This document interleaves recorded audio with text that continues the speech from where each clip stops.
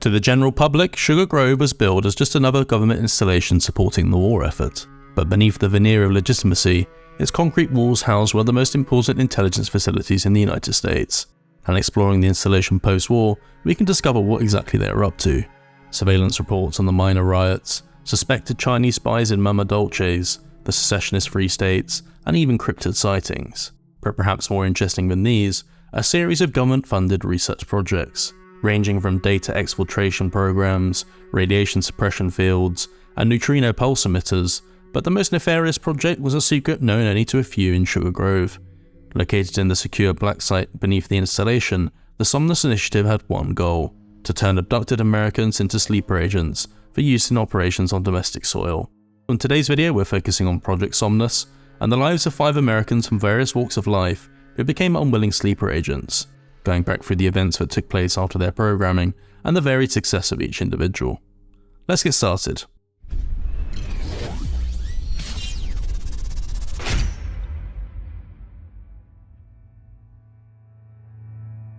From the outside, Sugar Grove doesn't look like much, but heading inside we pass mountains of case files and documents scattered throughout the office space. Continuing down towards the Signal Intelligence Hall, the emblem is also very different from the one we found outside. If you played through Fallout 76's main storyline, the Message of Mystery side quests, or been on a scavenging run, then you've likely been hit before. But in the main hall is where we find the system terminal, the same terminal Modus will direct you to when establishing an external connection in One of Us. And it's here where we begin our investigation into finding the mysterious Somnus Initiative. Looking through the system terminal more thoroughly, you can find a few interesting details. It mentions a list of the listening devices you can actually find throughout Appalachia, and an archival index which we'll read while we're here. Focusing on 4 named characters, we learn about Edgar Arson, who was an Appalachian labor union activist who was put under surveillance for an entire year in 2075 before being arrested the following year. And 2 days after his arrest, they issued his death certificate. So yeah, clearly Edgar somehow died in custody, and he left behind 2 orphan children, Martin and Olivia, with official notices of adoption going out the following day. We will actually be coming back to this later on, as the archival index does relate to one of the sleeper agents, as the information we read here isn't entirely truthful. But to find our first proper mention of Project Somnus, we need to actually read through the stored documents section, and a series of communications from Commander Whitney Gold, who is the director of the Intelligence Division, which was directed to all staff, warning personnel about clearing external communication, archiving intelligence correctly, and external contractors who were part of Captain West's Somnus Initiative. And this was dated the 19th of August 2077, but Gold warns the analysts not to interact with men and women who might be passing through the facility if they are without their handlers. These external contractors should always be with an escort, and if found without them, the Marine detachment within the facility should be notified, finishing with a warning not to communicate or detain them under any circumstances. So it's pretty clear from the off that their true identities and purpose was kept a secret from the majority of the workforce. Overlooking the main room, we can actually find 2 offices, and heading up to the right we find the Advanced Research Division. Home to Chief Scientist Kyle Lockhart, we can find a series of workstations and a cordoned off setup, which includes a robot fabricator. Reading through Lockhart's intramail, we quickly discover what must have been a pretty terrible week for the Chief Scientist to go on holiday. And if you completed the Order of Mystery side quest Prototypical Problems, then you likely will have already been privy to the catalogue of errors that went on in this room, but Project Pulsar was codenamed for an EMP weapons development project, and it aimed to develop weapons for agents to use in disabling or destroying turrets, robots, and other electronic systems. Lockhart decided to automate the testing process, setting up the fabrication pod we can find, which is actually connected to the weapons release, with all results saved to tape drives for his perusal upon return from vacation. However, what he returned to was 58 drives worth of data and numerous angry messages about excessive data usage, burnt out generators, and even brownouts in Monongah, which was all the result of Research Project Pulsar. General incompetence, poorly thought out ideas, and a callous disregard for human life really are a pretty constant feature when you read through all the research projects that are listed on this terminal.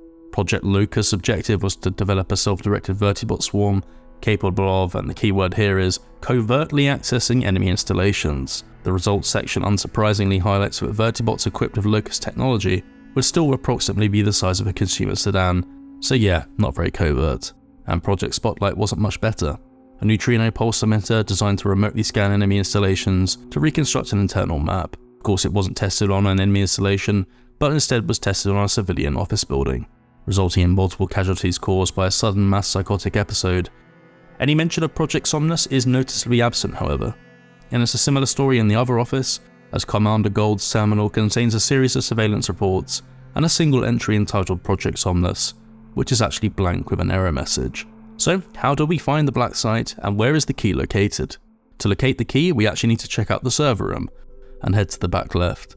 It's a bit of a maze, but once you've reached this spot, look out for an overturned box on top of the servers found here, and inside is the black site guard key. You can actually see where we're going through a crack in this damaged doorway near the counters, but to enter this section of the installation we actually need to head outside and to the back of the building. The terminal is here, and punching in the password automatically will allow you to unlock the door and head inside the black site. Heading downstairs and going through this unique looking door, we finally reach the project's location, and the interiors here are drastically different from the ones we find above. You can see a medical centre, numerous locked jail cells, and in this room, programming equipment wired to some chairs sat incredibly close to some TV screens. And behind these chairs is a viewing window and the project director's terminal, and it's here that we learn about the 5 agents and what the highly classified Somnus Initiative was actually doing. Named after the Roman god of sleep, Somnus was an experimental initiative to indoctrinate abducted American civilians. In the general notes, we learn that an ideal candidate for the program was anyone with no immediate family, or someone with a pre-existing role that could justify moving around without suspicion. Indoctrination and reprogramming time is highlighted as being insufficient, but the averages were about 3 days, with an aim to reduce this time to a single day or even a few hours to greatly reduce suspicion. This aspect was clearly important, and to this end, its original expectations were individuals with a lower mental aptitude would probably make better agents. And on paper, the perfect candidate for this was Somnus Agent DMS-746, the Park Ranger. A local park ranger, the first agent seemed to have the ideal cover story. The nature of his role meant he could move around freely without attracting unwanted attention, and the remoteness of the job meant he wouldn't necessarily be missed. Initially, the director noted that he appeared to be hard of hearing, and although the ranger understood orders more or less, he had trouble distinguishing voices, which ran the risk of someone not associated with the program, but who sounded similar, could end up forcing the agent to divulge classified information. An updated note from the 21st of September 2077 mentions that the park ranger did not return in a timely manner from a previous round of collection. Instead, undercover agents had to be dispatched to find him, where he was discovered showing signs of confusion and no recollection of his activities. Subsequently, he was decommissioned and kept under close surveillance. If they thought this didn't play out how they wanted, then the next agent was even worse. Considering the initial goals of finding individuals of a lower mental aptitude, Agent HGR-242 fitted the bill from a certain perspective. Selected because of her propensity for overindulging in alcohol, it transpired that this actually revealed the opposite was true. She was highly resistant to the reprogramming, with a double helping considered for the next session. The director conceded that if she remained resistant, then perhaps a partial wipe might be in order. Whether this refers to a deprogramming or actually wiping her memory is unclear, but a ready-made cover story was prepared if it didn't work out. They could always drop her outside her home and make it look like it was a late-night bender. Next up, we have possibly the most controversial candidate that was selected, and was without a doubt the most insidious decision made by the project team. Somnus Agent AJM-1068 was unique among all the selected candidates, because they were a child, one who has actually already been mentioned in this video. An orphan and frequent runaway, Project Director West notes that the effects of the reprogramming were in fact too effective. The subject had little ability or desire to do anything but follow explicit orders which they concede was okay for robots, as robots don't need to eat, sleep or perform other biological functions. Perhaps most tragically is the actual identity of the agent though. Early on we read through the archival terminal located in the main room, which mentioned union activist Edgar Arson. Edgar was surveyed, arrested, and then mysteriously died in custody, leaving behind 2 orphan children, both who were supposedly put up for adoption. This, it transpires, was actually a lie. AJM reverse is in fact the initials for Martin J. Arson, who instead of being adopted was selected to be used in the Somnus Initiative. The penultimate agent, EFB-825, presented a new challenge for the initiative, not because of any predisposed character traits, but an internal reminder to be more careful during the reprogramming process to not inhibit basic self-preservation instincts. Whilst returning from a mission, this agent managed to come into contact with a bear. Instead of running or hiding, they were brutally savaged, but managed to survive and return like nothing was wrong, bleeding, covered in lacerations and even missing an arm, blissfully unaware that anything was actually wrong. The takeaway for the team? That it was good to know that this could have an interesting implication for front-line military forces, but they would need to take more care so a trail of blood didn't end up leading back to Sugar Grove. Last but not least, we have the hiker. A self-described avid hiker, Somnus Agent SEL-1249 was a great fit for many reasons. No one would question her frequent disappearances, and she could be used to collect data from wooded mountainous areas nearby. Unlike the others, the reprogramming also took on a new feature. They experimented with inserting a wide range of combat tactics, mostly revolving around martial arts, which it was noted that she showed much promise in accepting the techniques, with her conscious self remaining completely unaware. A practical demonstration of these techniques happened to present itself on a trip to the bank. Whilst there, it transpired she'd actually been present during an attempted bank robbery, and instead of sitting by and doing nothing, actually managed to forward the attempt by employing hand-to-hand combat, with no recollection of the incident even taking place. Luckily for the Somnus Initiative, the official newsprint story attributed the event to a sudden instinctual rush of adrenaline, triggered by the stress of the situation. The ultimate fate of these 5 sleeper agents, like so many in pre-war Appalachia, is uncertain. The timelines we have for some place their reprogramming close to the beginning of the Great War, others at least a year before that.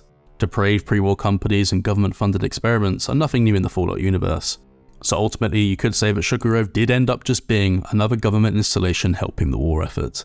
But with that, we've reached the end of today's video. Do you think some sleeper agents from the Somnus Initiative still remain active somewhere? Another little mystery I did attempt to crack was any of the other identities of the remaining 4 agents.